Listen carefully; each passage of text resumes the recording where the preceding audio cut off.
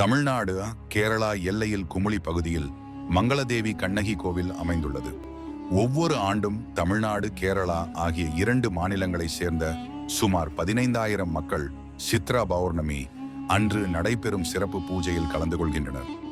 2ஆம் நூற்றாண்டில் வாழ்ந்ததாக சொல்லப்படும் சேர மன்னன் சேரன் செங்குட்டுவன் இமயமலையிலிருந்து கல்லெடுத்து வந்து கண்ணகிக்கு கோவில் கட்டியதாக சிலப்பதிகார குறிப்பு இருப்பதை வரலாறு மற்றும் தமிழ் இலக்கிய அறிஞர்கள் குறிப்பிடுகின்றனர்.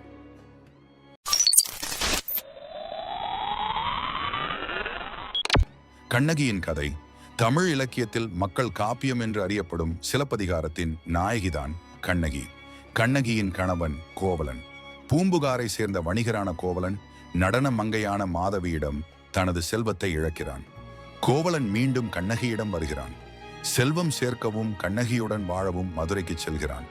அங்கு கண்ணகியின் கால் சிலம்பை பொற்கொல்லனிடம் விற்கிறான். அதனை பெற்ற பொற்கொல்லன் அந்த சிலம்பை பாண்டிய மன்னன் நெடுஞ்செழியனிடம் எடுத்துச் செல்கிறான். பாண்டிய அரசி கோப்பெருந்தேவியின் காணாமல் போன சிலம்புதான் அந்த சிலம்பு என்று சொல்கிறான்.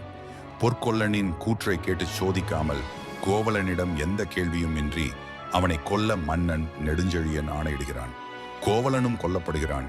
நீதி கேட்டு வந்த கண்ணகி தனது மற்றொரு சிலம்பை காட்டி மாணிக்க பரல்கள் உள்ள தனது சிலம்பைத்தான் கோவலன் கொண்டு வந்தான் என்றும் பாண்டிய அரசியின் சிலம்பு முத்து பரல்களை கொண்டது என்றும் நிரூபித்து காட்டுகிறாள்.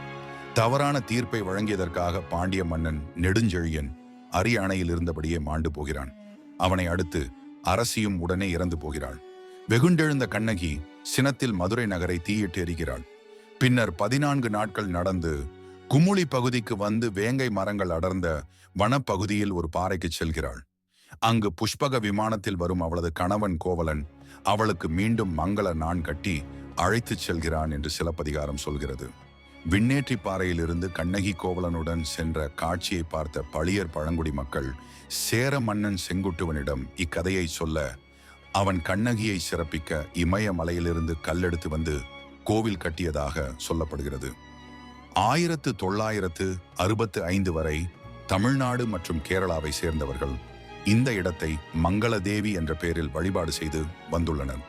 கண்ணகி கோவில் என்ற பெயர் பிரபலம் அடையவே தமிழ்நாட்டை சேர்ந்தவர்கள் அதிகளவில் இந்த கோவிலில் வழிபாடு செய்ய தொடங்கினர். சித்திரை மாத பௌர்ணமி இலக்கிய சிறப்புமிக்க இக்கோயிலுக்கான பாதை கேரள பகுதியில் உள்ளது. இதனால் அம்மாநில வனத்துறை கடும் கட்டுப்பாடுகளை விதித்துள்ளது. ஒரு காலத்தில் நினைத்த போதெல்லாம் தமிழக மக்கள் சென்று சிலப்பதிகார முற்றோதல் செய்து வழிபட்டு வந்த கோயில் இது. ஆனால் இப்போது ஆண்டுக்கு ஒரு முறை சித்திரை மாத பௌர்ணமி அன்று மட்டுமே இங்கு பக்தர்கள் அனுமதிக்கப்படுகின்றனர்.